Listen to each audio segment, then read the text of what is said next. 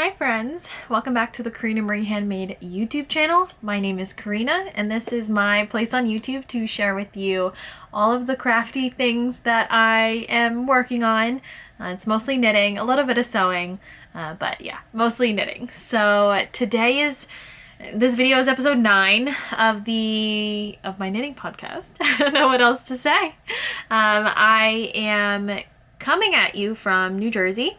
And I have some more FOs that I would love to share with you. I know last episode, episode 8, I had more FOs, which is so good. Such a great feeling to get some things off of the needles and kind of cast on whatever I am feeling inspired to cast on. So we'll go through some FOs. I guess one whip that I'm working on currently. Of course, I have some other whips in hibernation. I feel like we all do. And then, you know, when inspiration strikes, we will pick it back up again and work on it.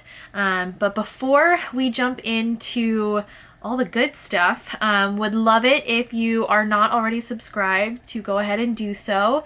And if you are a returning viewer and love the podcast, I would so appreciate it if you could share it with a friend and just kind of spread the word and help, you know, refer other people to this community and, you know, strengthen numbers. And we all love to chat about knitting things, so why not let there be more of us. But yes, I guess I should start with what I'm wearing. So if you watched episode 8, I spoke a lot about, or maybe it was episode 7. Oh goodness. No, it must have been episode 8. About cotton yarns and trying some new yarns. I picked up some We Are Knitters, the cotton yarn, some Lion Brand Truboo, and wanted to kind of go a little bit crazy this month of August, knitting some more summer items. I have a lot of wool sweaters, and whether it's turtlenecks or just normal sweaters, I tend to gravitate mostly towards fall and winter knits. So I wanted to, you know, just go a little bit outside of my comfort zone and knit some things that I can wear for the rest of the summer, since it is still very hot. I don't do well in the heat. I don't prefer the heat. The sun and I don't mix very well. So anything that can help me feel a little bit cooler and a little bit lighter and be able to wear a knitted item is 2 thumbs up from me. So first all, I knit this. I knit actually a few items since my last episode that you didn't even see as whips. These are just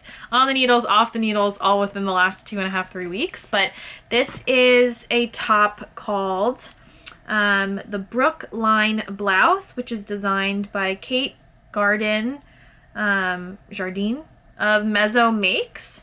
And I will stand up for you a little bit. So it has some picot edging, a nice tiny little ruffle here, but I think it fits very nicely. We'll show you the back. I am wearing a normal bra with bra straps. I just had to kind of put them on the side of my shoulder so you wouldn't see them. But yes, I knit this out of We Are Knitters, the cotton. We never want to focus. Focus. Okay, well, hopefully, there we go.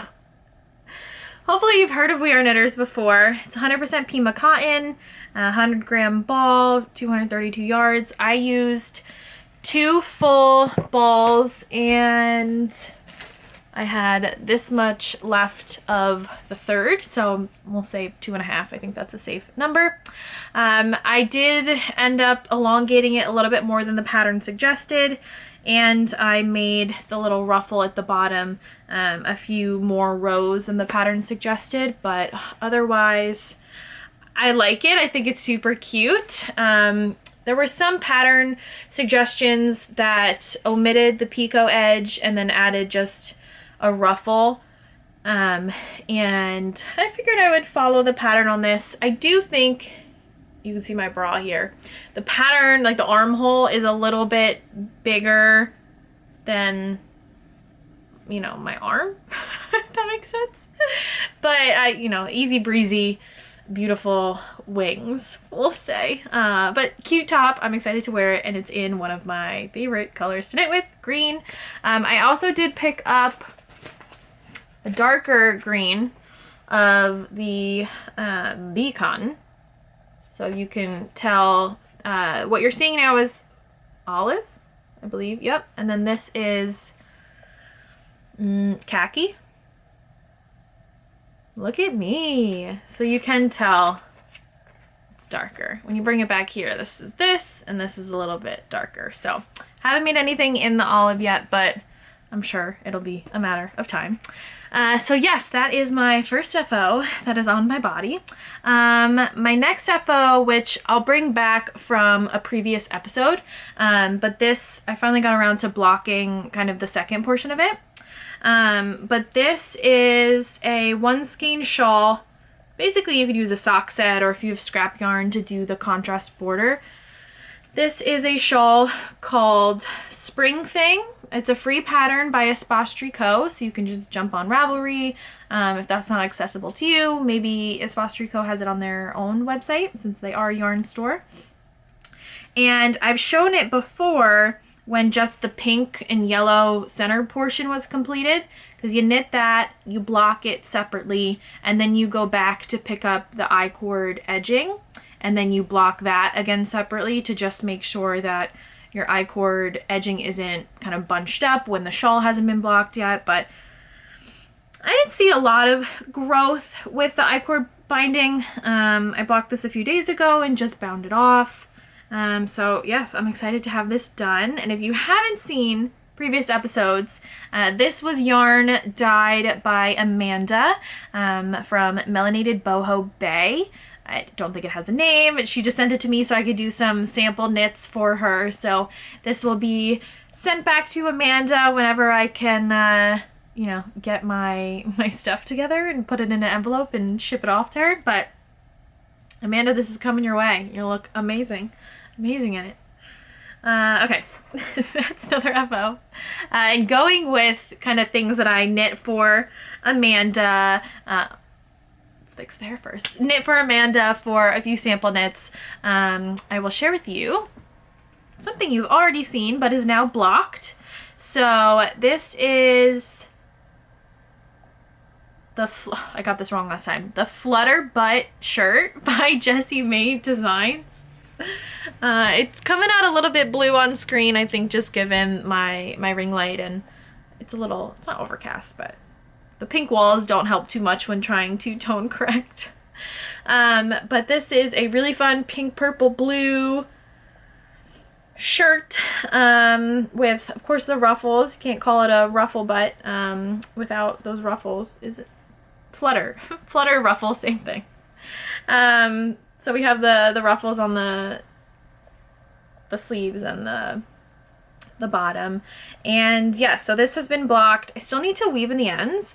Can you guys let me know if you count, you know, you cast off, is that an FO, or is it an FO once you block it, the ends are woven in and like you can physically wear it? Is that what you consider an FO?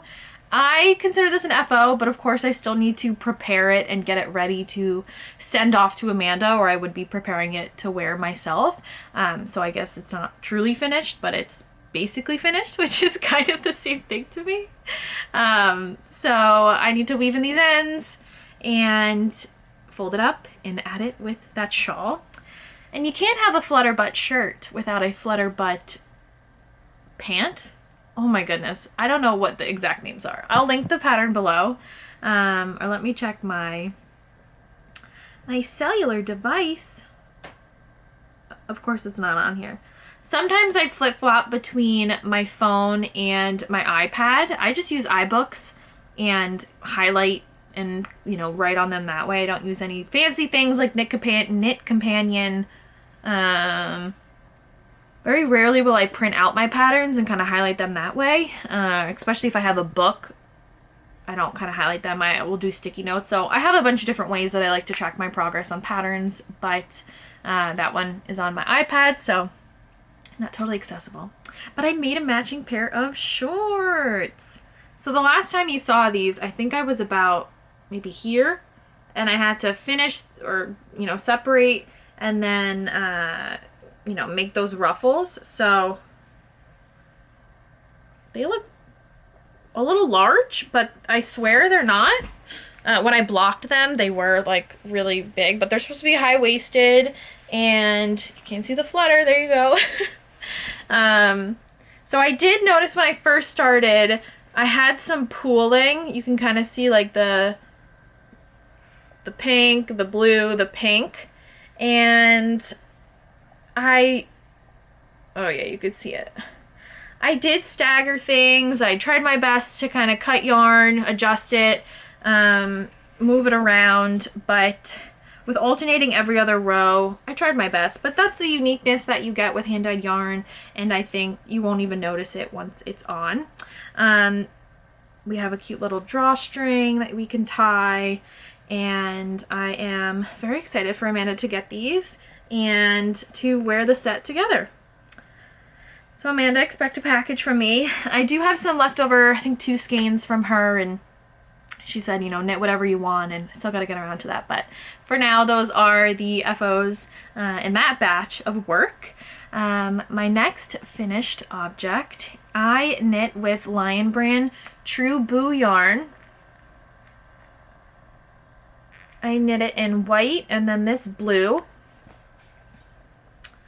And this, again, ends not woven in. I still consider it a finished object. But this is the Seaborn Tee, which is a pattern by Hannah from Herb Garden Knitwear. Boop, boop, boop. It's looking a little dark on camera, but it is white with blue stripes. This is the sleeve, this gorgeous lace design. And then the bottoms also have the lace. So I hope it's coming across on camera how like slinky this fabric is that the Truboo makes. Truboo is 100% rayon from bamboo yarn. So first time I worked with it, and it is stretchy. It's a little heavy. It definitely has some weight to it. But I think this is a very cute little t-shirt to either kind of tuck in with some high-waisted jeans or just wear normally. It's not super cropped. I think in some of the test knits, they were, you know, you could of course adjust the height, but given kind of the slink to this fabric that the yarn made, it kind of pulls it down a little bit. So no complaints from me about that. Totally love it. This was knit from the bottom up. I normally knit things from the top down, especially sweaters and raglans, but I had a lot of fun kind of playing with the lace. I do want to make a note though. I swatched for this, and I haven't blocked this. I don't think I will, just given the nature of the yarn. I don't know how the bamboo, if it will retain so much water. Like, I wouldn't soak it and then lay it out. I might spray it just with water, which is actually what I did for these Pico sleeves yesterday. I laid just the sleeves out, kind of pinned them, and then squirted them with a spray bottle, so only that part would get a little bit wet and block out. And it didn't have an effect or make, you know, the other stitches look strange. You know, some were bigger than others, not at all. And then earlier today, I just pinned out the bottom ruffle so I could wear it during this video, and you could see it, and it wouldn't be all kind of folded up. And 5 minutes before I sat down to record this, I did hit it with a blow dryer a little bit just to dry it a little faster. But I think that technique works well, and I don't think I'll have to block out this lace. Again, given the Truboo yarn, it is pretty, like the lace I don't feel is constricted. But like I said, did I swatch? Yes. Did I wash and block it? No. And I was knitting around and around, and I got to my first stripe, and I was like, oh, this might be too, like, one size too large for me. I think I made gauge, maybe I was off 1 or 2 stitches. For something like this, doesn't bother me, because as long as I know it'll be a little bit bigger, I don't have to worry about it being too tight on my bust or my stomach or what have you. So I decided to remove one of the lace repeats, and this looks a little weird. So basically what I did is I took some scrap yarn and I just folded the lace, and then when I joined to continue knitting upwards, like after the lace, I just skipped the repeat, which I think was 12 or 14 stitches, and went to the next lace repeat to connect them. So now I have this little one lace repeat that I need to figure out how to kind of hide, and I'm thinking of, you know, undoing my placeholder with that green yarn and then cutting down the center and then just undoing all the stitches for that whole lace repeat, and then connecting the one lace to the second and tying a knot like every row, just so it's kind of, you're basically just making some stitches to make that incision closer. So if you have ever done this or have any comments or concerns or tips, please share them with me. I don't know how quickly I'll get around to doing this, given I still need to weave in all the ends for all the blue stripes and what have you, but that was my thinking behind it, and I'm glad I did do that. I reduced it by, I think it was 3 inches per repeat, and the top fits very nicely, and I think I would have been happy either way, but this fit I like. So if I were to knit it again, I would definitely go down a size. I think I knit it for a 48 bust, and I could have done the 45. Again, given the yarn, I think that's what affected it most, since it is kind of slinky and stretchy, and if I did it in wool, I don't think I would worry about that, and you know, so many other things. So the way that the pattern is written, it's actually kind of a build your own sweater. Like, you measure your bust and then you measure your sleeve circumference, so basically your bicep, and you know, I work out, so the beach is that way. So I wanted to make sure that whatever I was putting together, and the size I selected was B9, which was for a 44-inch bust. I'm sorry, not 48, 44. And then I ended up going with B8, which was a 41.25-inch bust. And I think I have a 41 or a 42-inch bust. And so knowing that, the positive ease that I got from the yarn fabric would have been great. It's not skin tight. So I think I've spoken a lot about this one. Got to weave in the ends. I won't be blocking. And that's that. So love that shirt. Just such a nice fabric. I definitely want to try some other Lion brand non-wool or acrylic yarn. So I know they have Truboo, which I have. They have Kubu? Am I saying that right? Cotton bamboo. And that's just like their normal retail line. And then they do have the Lion brand collection, which is a little bit, it's marketed to be, I don't know, a little higher end. I think it's the same price, maybe $6.99 a ball. But always pay for your yarn if you're going to Michael's on a coupon. I had a gift card from Christmas that I hadn't used yet, and you know, was able to get that yarn, and then I did end up picking up a darker charcoal. So I need to figure out what to do with that yarn.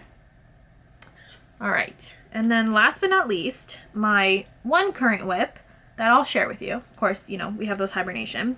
This is a shirt that is knit with the We Are Knitters The Cotton, except this is in the colorway, oh gosh, my yarn is so far away from me. This is in the color Dark Copper. So a nice rusty orange. Okay. So this is a pattern. I will go ahead and pull it up so I can talk about it. All right, what do we got? Okay, this is a shirt called Teeasy by Allison Cribbs. I found this on Ravelry when I was looking kind of for my gauge and I think I just filtered by the word tee or shirt or whatever. Okay, here's the front. So this is a t-shirt that has, oh, that blew me out. That has some cute lace, I'll call them petals. Super fun design, and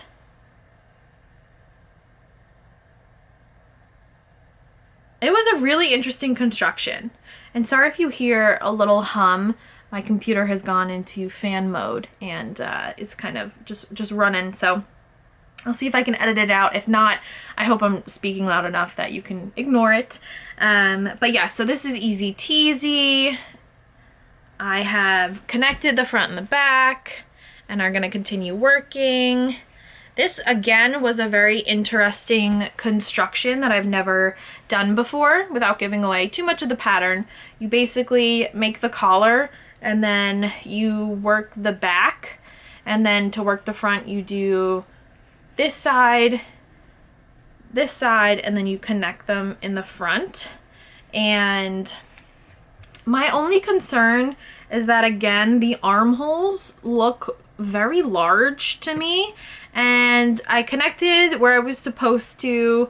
Again, I don't know if my row gauge was completely off, that, you know, my shirt is a little bit too long for what the pattern suggested. Sorry, I'm getting super close to you so I can readjust some things so my laptop is no longer making a lot of noises. So hey, how you doing? I hope you're having a great day. Okay, back to the knitting. So yes, it was an interesting construction. I think you pick up the sleeves here without this looking very strange. So that just seems like a lot of stitches to me. And if you think about where it falls kind of on my shoulder, it's like all the way down to here. So maybe it's the same as the shirt that I'm wearing, but we shall see. I'm not gonna hate it if it is kind of large. The pattern, it doesn't look like it, and you're only working the sleeves for maybe an inch or two. Worst case, I can stitch it closed and then kind of work my shoulder halfway. I did cast on, I think it was 3 extra stitches once you join in the round to pick up when you're ready to knit those sleeves, but I'll read more into the pattern, and it might just be that mine is a little bit longer, like my row gauge was a little bit off, which it's hard to try to manipulate your gauge so much that you meet exactly what the designer kind of has set forth. I was even filtering by We Are Knitters the cotton, and some people had 15 stitches per 4 inches, some people had 17, some people had 21. I'm like, holy heck, that's 6 stitches that could basically be half an inch or an inch, just depending. I think I knit loosely. That seems to be the verdict. I always go down a needle size or 2, and it's just tough to know. Some people think this is worsted, some people think this is DK, just depending how they knit. So I'm doing the best that I can, but I know that I'll be happy kind of, you know, whichever way that it fits. If it's a little smaller, if it's a little baggier, I am fine with finding ways to accommodate kind of the knit, and I think this will fit fine though. So that's all I got. I could talk about stash acquisitions, but I will leave you with a quick note. Last week I posted a Knit Pick Summer Sale 2021 haul for all the yarns that I picked up in July during a big summer sale that Knit Picks was having. I'll share a little bit with you now, but go ahead and watch that video. It goes through everything I purchased and the projects that I'm thinking of knitting with them.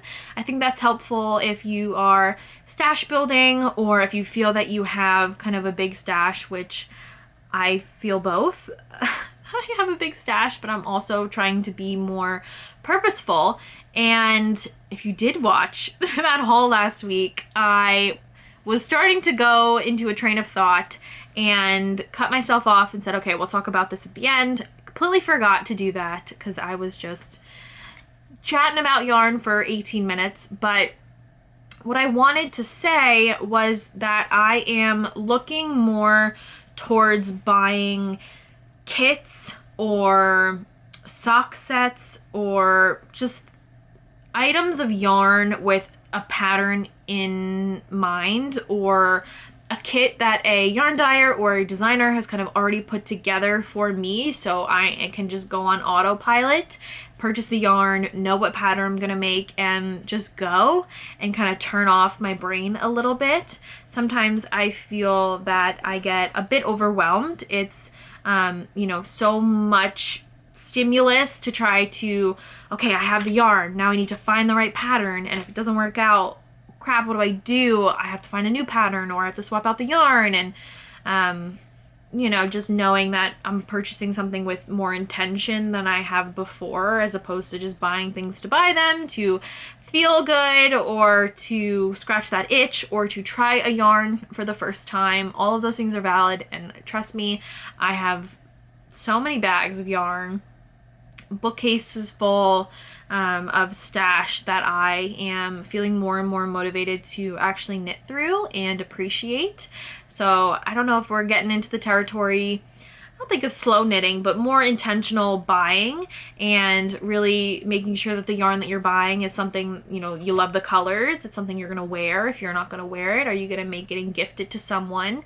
Is that person going to, you know, are they knit worthy? Are they gonna appreciate it and wear it just, you know, as it's intended, and to kind of spread the intention throughout the whole process of knitting, not just buying, not just finding a pattern, not just physically knitting, casting off, blocking, what have you. And it's tough since I started the podcast to kind of slow down and come to terms with, okay, I don't need to be sharing acquisitions every episode. That's just a lot of consumerism, and it's exhausting. I gotta tell you. You know, I spent maybe the first year and a half, I'm gonna put this yarn down. First year and a half, once I really got into kind of indie dyed yarn, fingering weight yarn.